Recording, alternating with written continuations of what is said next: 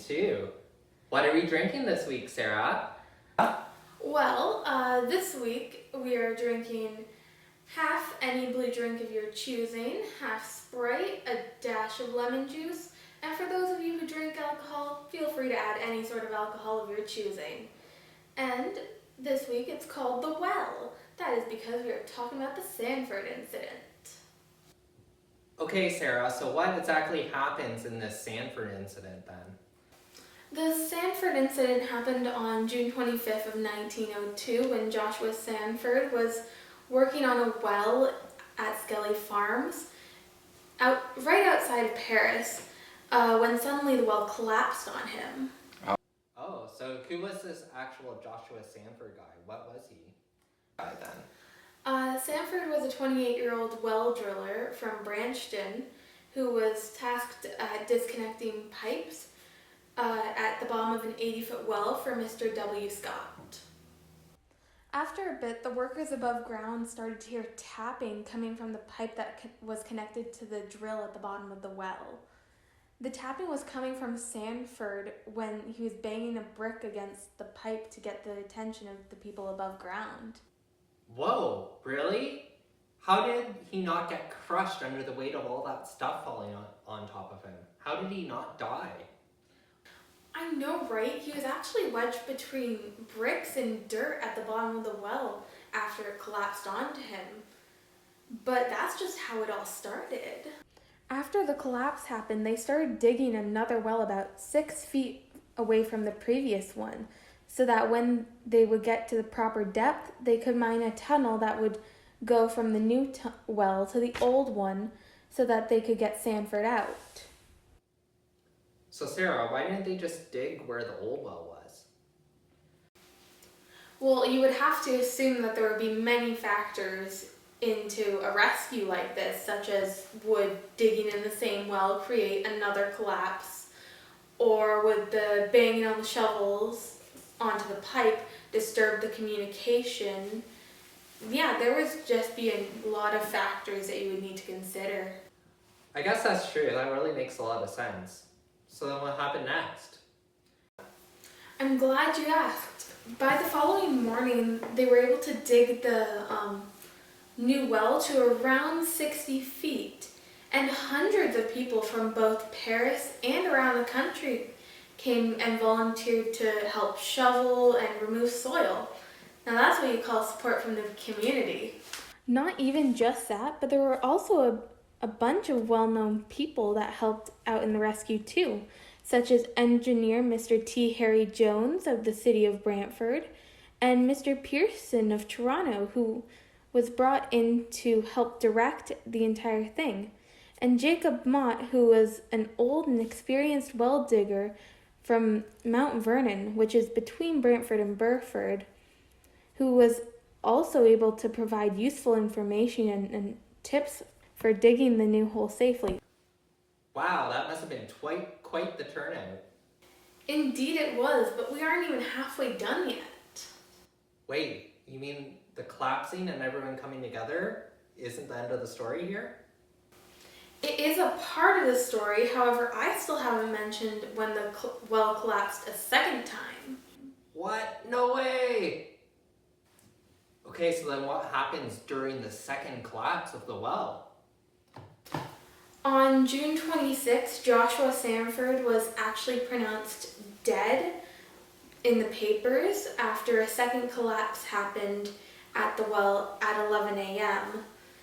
The people that tried to save him all went home feeling that their hopes of saving him were just gone and that he was dead because there was no response from the pipe when they tried to communicate with him.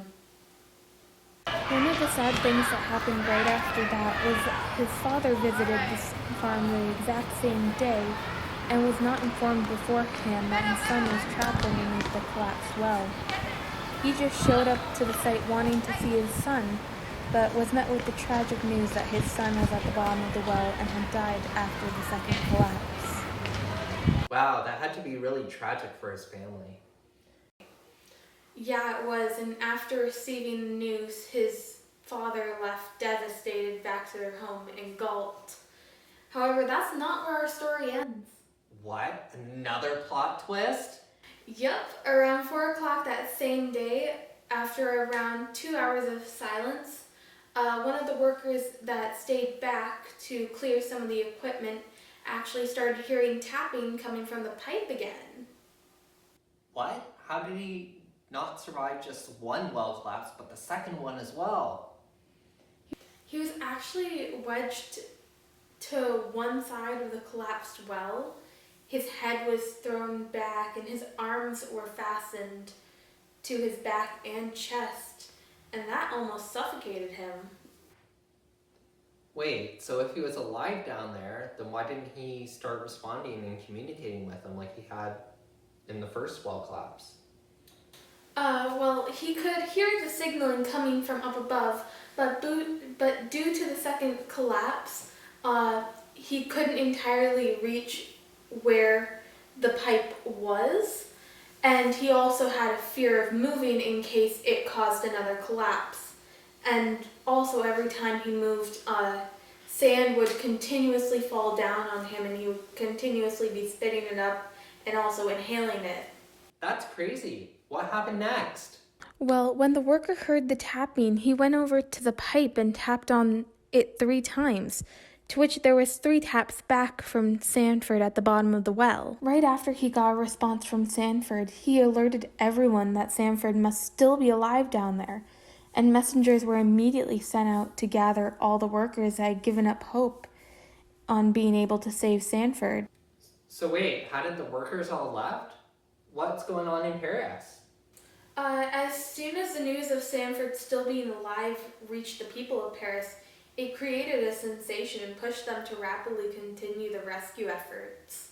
At one point, when Sanford was communicating with the people above, he said that he thought that the diggers were about 60 feet down with him being about 70 feet down.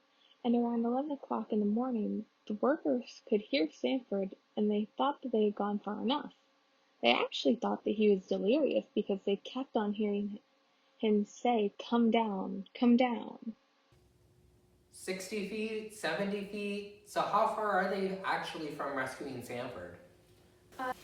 Funny enough, they actually dug the new well too shallow, and they were forced to dig an additional 5 feet down and create another tunnel to actually get to Sanford. At one point, while they were digging the connecting tunnel, the tapping on the pipe stopped, and the men at the bottom of the well could hear Sanford saying, oh my, hurry, hurry, I'm short of breath." Due to the second cave-in, Sanford had drastically less room than he did in the original first cave-in, and as well as less air to properly breathe. And this really baffled the doctors that were there as to how he escaped suffocation in the entire time he was down there. What? That's crazy! So how were they able to save him?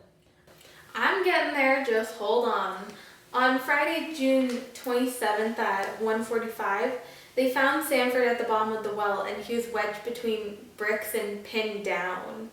After 72 hours of being down there, Sanford was found still conscious, however, was very weak. There was also a brick that was poking into Sanford's back and causing him great discomfort while he was down there. When they were finally able to break into where Sanford was, one of the workers that was there, John Carney, reached into where Sanford was and started to remove some of the gravel, sand, and brick that was covering Sanford's face and chest. Sanford was also given milk to drink as sustenance because they did not want to overload him, because at this point he had not eaten or had anything to drink for at least 72 hours at this point.